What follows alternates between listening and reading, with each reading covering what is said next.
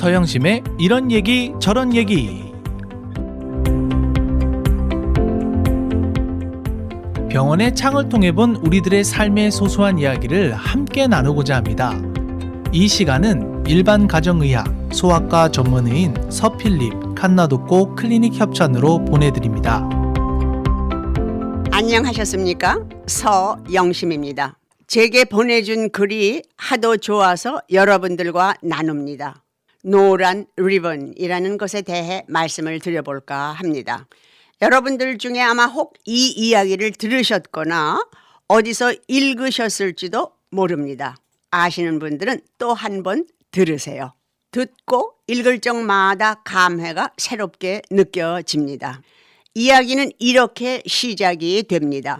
뉴욕에서 플로리다로 가는 버스 안에 시끌벅글한 젊은 세 쌍의 남녀가 환한 얼굴을 해가지고 백팩들을 메고 뭐가 그렇게 재미있는지 아주 행복해 보였고 버스 위로 탔습니다. 차츰차츰 조용해지더니 몸들을 비스듬히 기댄 채로 잠이 들었는지 조용해졌습니다. 그런데 그 젊은이들 앞자리에 한 남자가 돌부처처럼 앉아 있었습니다. 무거운 침묵, 수염이 덥수룩한 표정 없는 얼굴. 젊은이들은 그 사내에게 관심을 두기 시작했습니다. 저 사람은 뭐 하는 사람일까? 누굴까? 배를 타던 선장? 아니면 고향으로 돌아가는 퇴역장군? 일행 중 한 여자가 용기를 내어 그에게 말을 붙였습니다. 그에게는 깊은 우수의 그림자 같은 것이 느껴졌습니다. 포도주 좀 드시겠어요? 네, 고맙소. 그는 엷은 미소를 지어 보이고 포도주를 한 모금 마셨습니다. 그리고는 다시 무거운 침묵, 그리고 시간이 흘러 아침이 되었습니다. 버스는 휴게소에 섰고 어젯밤 말을 붙였던 여자가 그 남자에게 함께 식사하자고 말을 했습니다. 그 남자는 수줍은 표정을 보이면서 자리를 함께 했습니다. 일행은 식사를 끝내고 다시 버스에 올라탔고 그 젊은 여자는 그 남자와 자리를 같이 하여 그 남자 옆으로 가서 앉았습니다. 얼마 후 그 남자는 그 여자의 집요한 관심에 항복했다는 듯이 굳게 닫혔던 입을 열고 자신의 이야기를 서서히 꺼내기 시작했습니다. 나의 이름은 빙고라고 합니다. 지난 4년 동안 뉴욕 교도소에서 징역살이를 하고 이제 석방되어 집으로 돌아가는 길입니다. 라고 하면서 깊은 한심을 내뱉습니다. 그러면서 다시 이야기를 계속했습니다. 나는 내 아내에게 편지를 보냈습니다.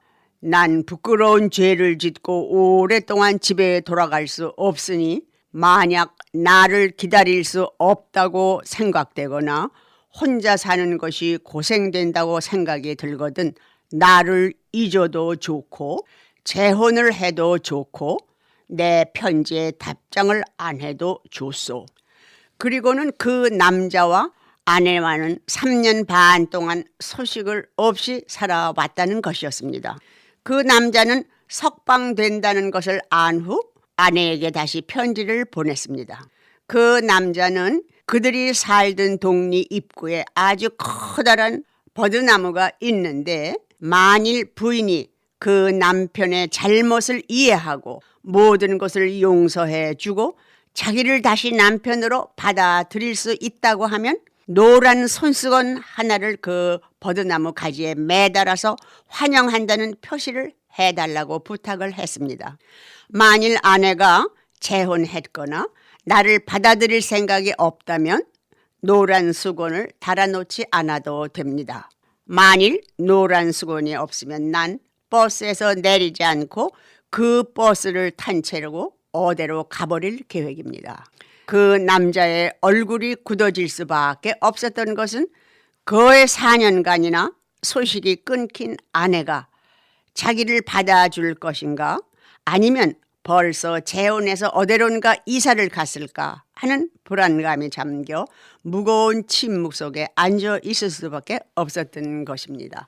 이 이야기를 다 들은 여자는 물론이고 그녀의 일행들도 이제 잠시 뒤에 전개될 광경에 대해 궁금해해가며 마치 자기들이 그 남자가 된 듯한 불안감에 가슴이 두근대며 가슴을 조이게 됐고 온 버스 안에 침묵이 흐르며 그 버드나무가 서 있는 곳을 주시하기 시작했습니다.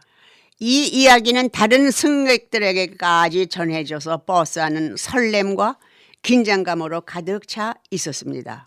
하지만 그의 굳어진 얼굴에서 깊은 긴장감을 느낄 수 있었습니다. 마치 이제 곧 눈앞에 나타날 실망의 손수건을 대비하여 마음속으로 각오를 단단히 하는 것처럼 보였습니다. 마을과의 거리는 점점 가까워졌습니다. 20마일, 15마일, 10마일. 물을 끼얹듯 버스 안은 정적이 감돌았습니다. 자동차의 엔진 소리만이 꿈결에서처럼 아스라하게 일정한 리듬으로 고막을 두드리고 있었습니다. 승객들은 모두 창가로 몰려가서 숨을 죽이고 버드나무가 나타나기만 기다리고 있었습니다. 드디어 버스가 마을을 향해 산 모퉁이를 돌았습니다. 그럼 음악 한 곡 들으시고 다시 계속하겠습니다.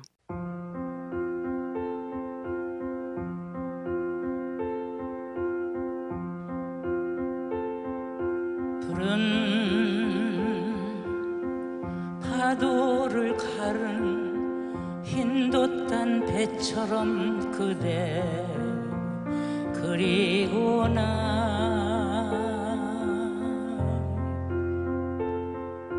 낙엽 떨어진 그 길을 정답게 걸었던 그대 그리고 나 흰 눈 내리는 겨울을 좋아했던 그대 그리고 나 때로 슬픔에 잠겨서 한없이 울었던 그대 그리고 나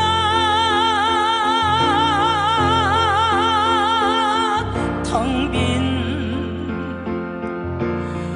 마음을 달래려 고개를 숙이던 그대 그리고 나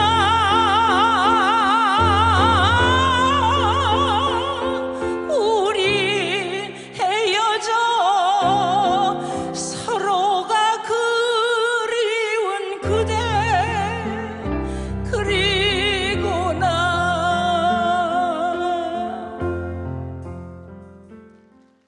바로 그때 와 하며 젊은이들의 함성이 일제히 터져 나왔습니다. 버스 승객들은 너나 나나 할 것 없이 자리를 박차고 일어나 소리쳤고 눈물을 흘리며 서로를 얼싸 안았습니다. 버드나무는 온통 노란 손수건으로 물결치고 있었습니다. 20개, 30개, 아니 수백 개의 노란 수건이 물결치고 있었습니다. 혹시라도 남편이 노란 수건을 보지 못하고 그냥 지나칠까봐 아내는 아이들과 함께 버드나무를 온통 노란 수건으로 장식해 놓은 것이었습니다. 여전히 침묵을 지키는 것은 오직 그 남자 빙고 한 사람이었을 뿐 그는 넋 잃은 사람처럼 자리에 멍하니 앉아 차창 밖에 버드나무를 뚫어지게 쳐다만 보고 있었습니다. 이윽고 빙고는 그 자리에서 일어났습니다. 그 말없는 전과자는 승객의 뜨거운 환호와 박수를 받으며 버스 앞을 향해 천천히 걸어 나아갔습니다. 이 감동적인 이야기는 1973년 토니 올란도 다운이라는 만든 노래 오래된 버드나무에 달린 리본을 달아주세요. Going Home, 집으로라는 노래입니다. 노란 수건은 용서와 포용과 사랑의 표현입니다. 부끄러운 과거를 용서해주고 고달픈 세월을 마다하지 않고 남편을 기다려준 아내의 지극한 사랑입니다. 그 뒤에도 노란 리본은 걸프 전쟁과 이라크 전쟁터로 떠난 군인들이 무사히 돌아오기를 기다린다는 상징으로 사용됐습니다. 미국의 심장부를 강타한 9.11 사건의 피해자들이 마지막 남긴 메시지는 사업이나 회사의 프로젝트 이야기가 아니었습니다. 인생의 마지막 순간에 그들이 남긴 메시지는 하나같이 가족에게 남긴 사랑의 고백이었습니다. 여보, 난 당신을 사랑했어.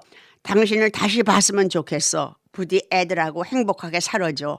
많은 사람들이 일체에 지쳐 가족도 잊은 듯 바쁘게 살아가지만 목숨이 채 1분도 남지 않았을 때는 결국 가족을 찾는다는 것입니다. 아버지, 어머니, 여보, 내 아이들아. 그렇습니다. 인생의 가장 본질적인 보람은 일이나 성공이 아니고 가족입니다. 우리가 하는 일들이 아무리 소중하고 가치가 있다 해도 가족보다 더 중요한 것은 없습니다. 소설가 신달자 씨가 어느 라디오 대담에서 이런 말을 했다고 합니다. 9년간의 시부모 병시중과 23년을 남편 병시중했고 끝내 남편은 그렇게 죽었습니다. 일생 도움이 되지 않은 남편인 줄 알았는데 그러던 어느 날 창밖에 비가 와서 어머 비가 오네요 하고 뒤돌아보니 그 일상적인 말을 들어줄 사람이 없더라는 것이었습니다. 그제야 남편의 존재가 자기에게 무엇을 해주어서가 아니라 그냥 존재함으로 고마운 대상이라는 것이었습니다. 가족보다 더 중요한 것은 없습니다. 사랑하는 가족이 있는 당신은 세상에서 가장 행복한 사람입니다. 읽고 느낌이 있으셨다면 여러분들은 감정이 살아있는 분들입니다. 여러분들의 가슴에도 노란 리본, 희망의 리본을 달아보면 어떨까요? 오래된 이야기입니다. 하와이 대학 교수분이 폐암에 걸려서 드디어는 병석에 일어설 수가 없어서 집 침대에서 오래 계셨습니다.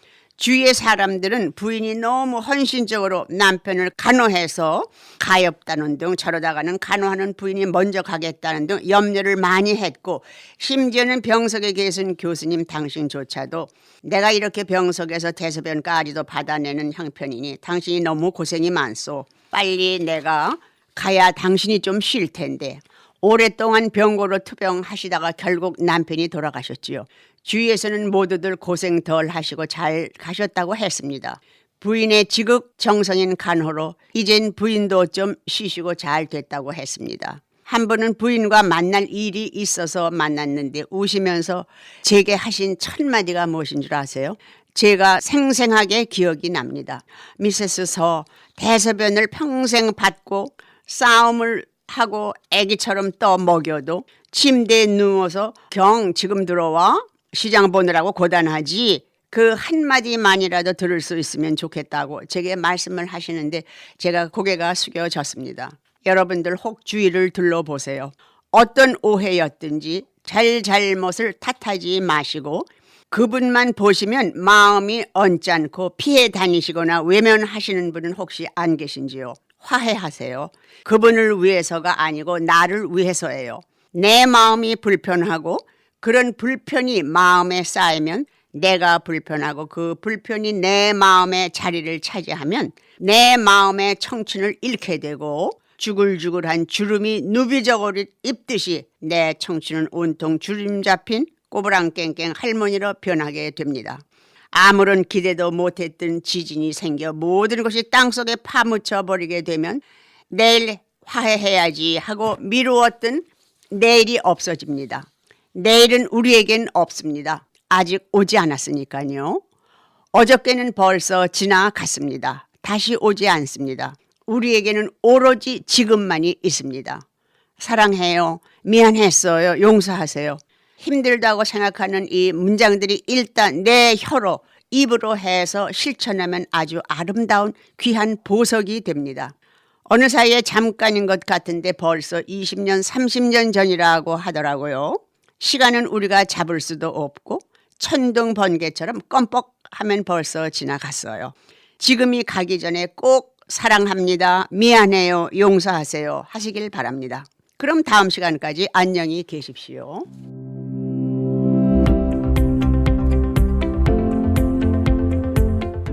서영심의 이런 얘기 저런 얘기는 우리 한인사회의 건강과 보톡스, 필러, 실 리프팅을 통해 아름다움까지 책임지는 서필립 칸나독고 클리닉 협찬으로 보내드렸습니다.